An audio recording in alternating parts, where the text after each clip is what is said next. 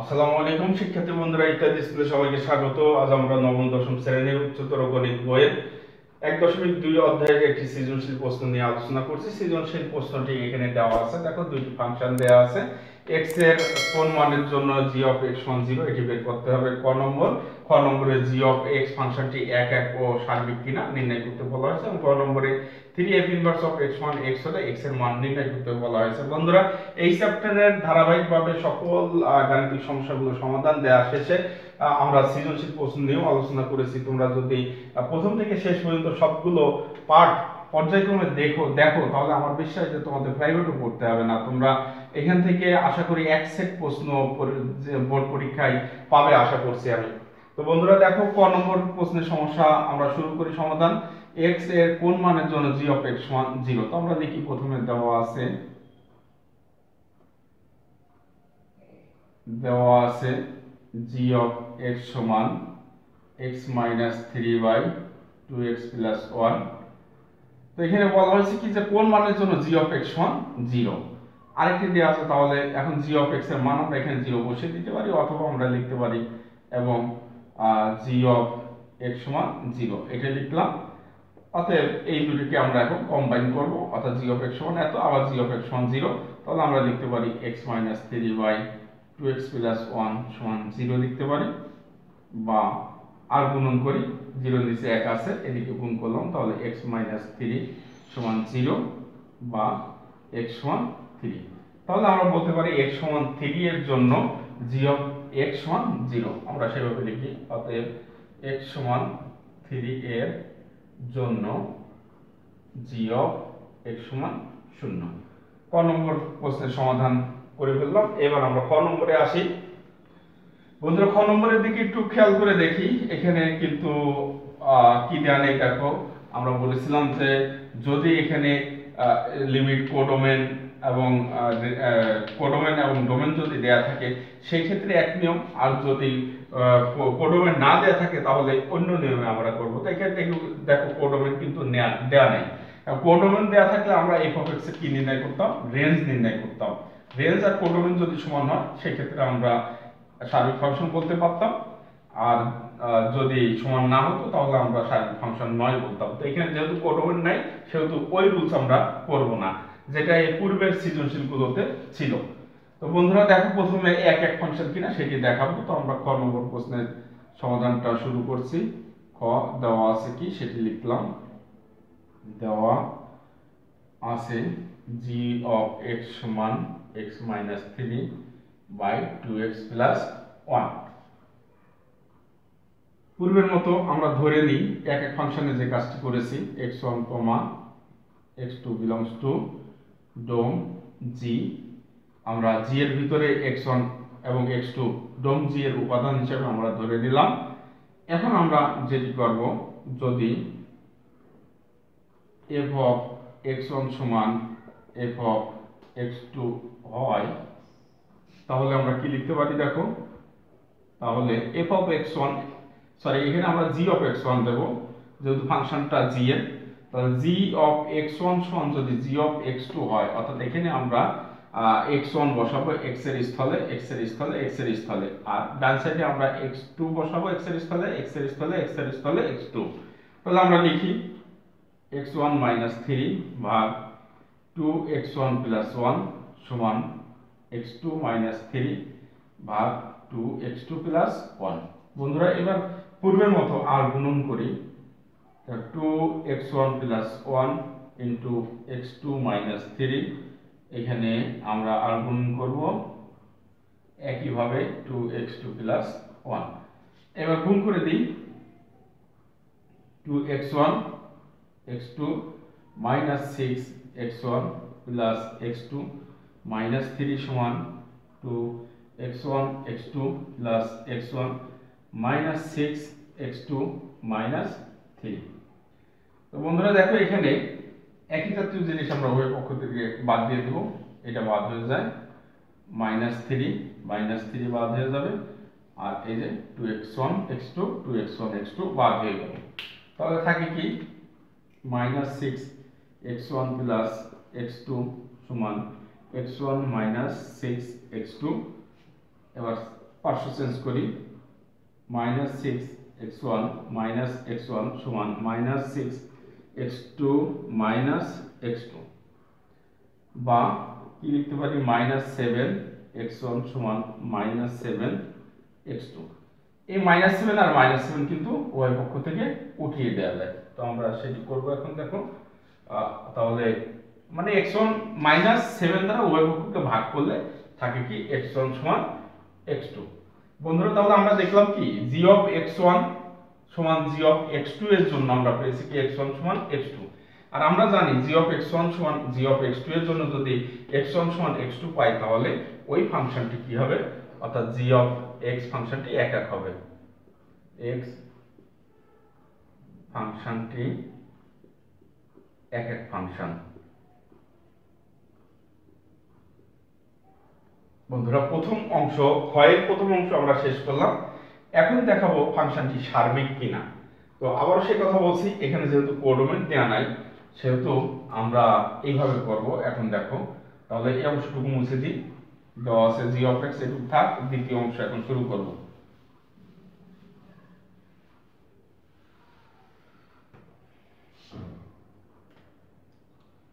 হ্যাঁ বন্ধুরা দেখো সার্বিক কিনা সেটি কিভাবে করব। তো আমরা এইভাবে শুরু করি, যখন কোডোমেন থাকবে না তখন এইভাবে করব। ধরি y সমান g of x সমান x minus 3 ভাগ 2x plus 1, বা y সমান x minus 3 ভাগ 2x plus 1, বা আর গুণন করি 2xy plus y সমান x minus 3, বা আমার টার্গেট x এর মান নির্ণয় করা। তো আমরা x এক পাশে নিয়ে আসলাম, -x, এখানে -3 -y। তো একটা জিনিস খেয়াল করো, এখানে কিন্তু দুটোই মাইনাস আছে আর এখানে একটা মাইনাস আছে। তো একটা কাজ করি, আমরা যদি -x কমন নিই তাহলে উভয় পক্ষ থেকে মাইনাস উঠিয়ে দেওয়া যাবে। তো -x কমন নাও, তাহলে থাকে কি 1 - 2y, এখানে মাইনাস কমন নিলাম তাহলে কি হবে 3 + y। বন্ধুরা উভয় পক্ষ থেকে মাইনাস, অর্থাৎ -1 দ্বারা গুণ করলে প্লাস হয়ে গেল, তাহলে লিখলাম 1 - 2y সমান 3 + y।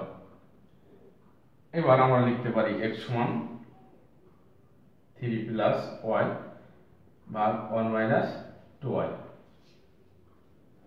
এখন কি করব, g of x সমান লিখি x - 3/2x + 1। এবার x এর স্থলে আমরা এই মানটি বসিয়ে দেব। আমরা জানি y সমান f of x দেখাতে পারলে, y সমান g of x দেখাতে পারলে আমরা সেটিকে সার্বিক ফাংশন বলতে পারবো। আমার টার্গেট কিন্তু সেই দিকে যাওয়া, অর্থাৎ g of x সমান আমরা এখন y দেখাবো। দেখি তাহলে x এর স্থলে এই মানটি বসাবো, বা g of 3 + y ভাগ 1 - 2y সমান x এর স্থলে বসাবো, এই মানটি আমরা বসাবো x এর স্থলে। পূর্ব এই জাতীয় অনেক গাণিতিক সমস্যা আমরা সমাধান করেছি। চ্যানেলটির সব ভিডিওগুলো দেখবে এই অধ্যায়, সেখানে কিন্তু আছে, আমি এখানে অত বিস্তারিত বলবো না। দেখো x এর স্থলে আমরা এটি বসাবো, তাহলে x 3 + y ভাগ 1 - 2y। তো এখানে 2x আছে, সরি 2x ছিল, তাহলে এখানে 2 হবে আর এখানে +1। বন্ধুরা একটু ক্যালকুলেশন করি, অর্থাৎ উপরেও লসাগু নিচেও লসাগু হয়। তো আমরা লসাগু করছি 1 - 2y, উপরে হবে লসাগু। একটা কাজ করি, দেখো আগে 2 দিয়ে গুণ করে দিই, এখানে যে 2 আছে 2 দিয়ে আমরা গুণ করে দিই, তারপরে যে কাজ করব।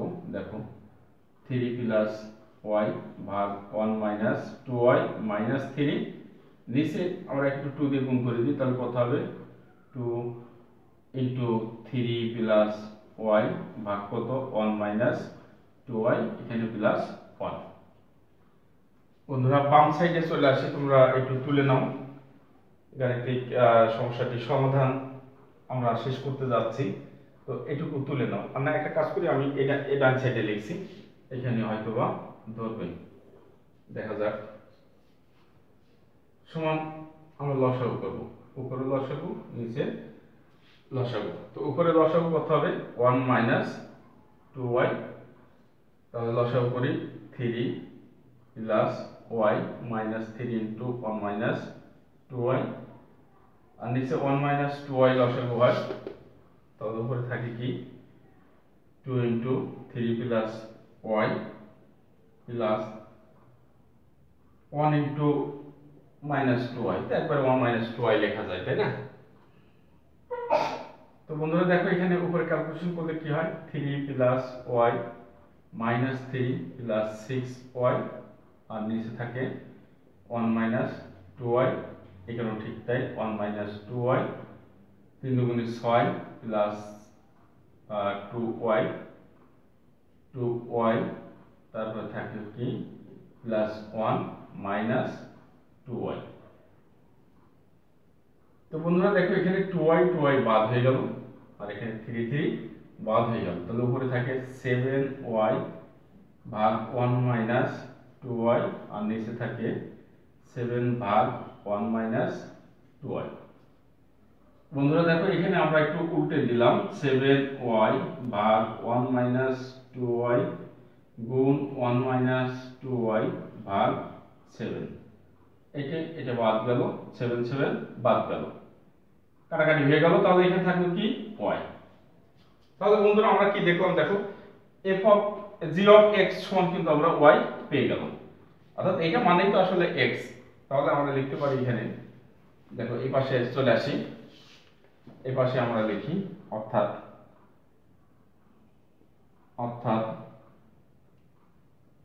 y সমান এই যে g অফ x, এই g অফ x, এটা আমরা লিখতে পারি y সমান g অফ x। বন্ধুরা আসলে এইটা সমান আমরা y পেয়েছি, তাই না? আর এটা মানে কিন্তু g অফ x, তার মানে লিখলাম y সমান g অফ x।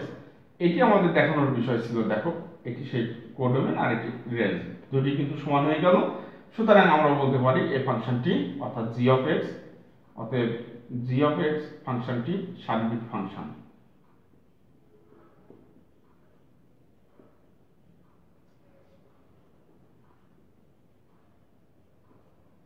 বন্ধুরা এইভাবে কিন্তু খুব সহজেই আমরা যদি কোডোমেন না দেয়া থাকে তাহলে এইভাবে সমস্যাটি সমাধান করব, অর্থাৎ যে ফাংশনটি থাকবে সেই ফাংশন সমান আমরা y দেখাবো, তাহলে আমরা বলে দিতে পারবো যে সেই ফাংশনটি হচ্ছে সার্বিক ফাংশন। বন্ধুরা মাঝে বলে রাখতে চাই, আমাদের ভিডিওগুলো যদি তোমাদের ভালো লাগে তাহলে অবশ্যই তোমরা চ্যানেলটি সাবস্ক্রাইব করবে এবং পাশে যে বেল বাটনটি আছে ওখানে একটি ক্লিক করবে, যাতে আমাদের পরবর্তী ভিডিওগুলো আপলোড করার সাথে সাথে তোমরা একটি নোটিফিকেশন পাও। আর অবশ্যই এই ভিডিওগুলো বিভিন্ন সামাজিক যোগাযোগ মাধ্যমে ছড়িয়ে দিবে, যাতে বাংলাদেশের অন্যান্য শিক্ষার্থী বন্ধুরা এই ভিডিওগুলো দেখে উপকৃত হতে পারে। এরপরে আসি আমরা গ নম্বরটা করব। গ নম্বরে দেখো কি বলা আছে, আরেকবার পড়ে নাও।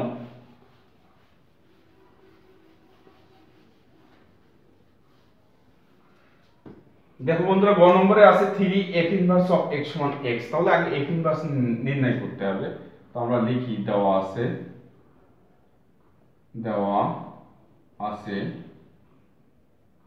f অফ x সমান 2x প্লাস 2 ভাগ x মাইনাস 1, ধরি পূর্বের মতো a সমান f ইনভার্স অফ x, অতএব f অফ a সমান x, বা দেখো f অফ a, তাহলে এখানে x এর স্থলে আমরা a বসিয়ে দেবো। তো বসাও, কত হবে 2a প্লাস 2 ভাগ a মাইনাস 1 সমান x, বা ax মাইনাস x সমান 2a প্লাস 2, আর গুণন করলাম ax মাইনাস 2a সমান x প্লাস 2, অর্থাৎ x ডান সাইডে গেল প্লাস হয়ে গেল, আর প্লাস 2 তো আছে এই ঘরে। তাহলে এখান থেকে আমরা a কমন নিলাম, কি থাকে x মাইনাস 2 সমান x প্লাস 2। বন্ধুরা এবার এখানে আসি, a সমান বের করি, তাহলে a সমান হবে x প্লাস 2, দেখো x প্লাস 2 ভাগ হবে কি x মাইনাস 2, অতএব a মানে কি ছিল f ইনভার্স অফ x। এই যে দেখো এখানে আমরা ধরে নিয়েছিলাম a সমান f ইনভার্স অফ x, তাহলে f ইনভার্স অফ x সমান আমরা লিখতে পারি x প্লাস 2 ভাগ x মাইনাস 2। এইভাবে বন্ধুরা আমরা f ইনভার্স অফ x বের করলাম। এখন আমাদের কি বলা হচ্ছে, দেখো f ইনভার্স অফ x সমান 3 f ইনভার্স অফ x সমান x হলে x এর মান নির্ণয় করতে হবে। আমরা লিখি দেওয়া আছে আবার কথাটি লিখলে ভালো হয়। আবার দেওয়া আছে কি দেওয়া আছে 3f ইনভার্স অফ x সমান x। তো দেখি 3 ইন্টু x প্লাস 2 ভাগ x মাইনাস 2 সমান x, গুণ করে দাও 3 দিয়ে, 3x প্লাস 6 ভাগ x মাইনাস 2 সমান x। 3 কিন্তু লবের সাথে গুণ হবে, তাহলে কি হবে x স্কয়ার মাইনাস 2x সমান 3x প্লাস 6 আসি এই পাশে, তাহলে x square minus 2x minus 3x minus 6 সমান 0 লেখা যায়। x square minus 5x minus 6 সমান 0, x square minus 6x plus x minus 6 সমান 0। মিডল টার্ম করলাম। হ্যাঁ, তো এখান থেকে x কমন নেই, x মাইনাস 6 প্লাস 1 কমন নিলাম, x মাইনাস 6 সমান 0। আবার কমন নাও x minus 6 into x plus 1 সমান 0।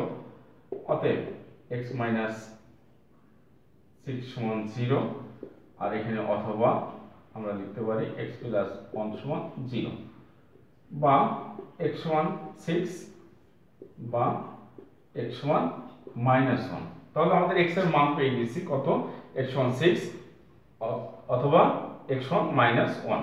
অতএব x সমান 6 বা মাইনাস 1, এটি আমাদের অ্যান্সার।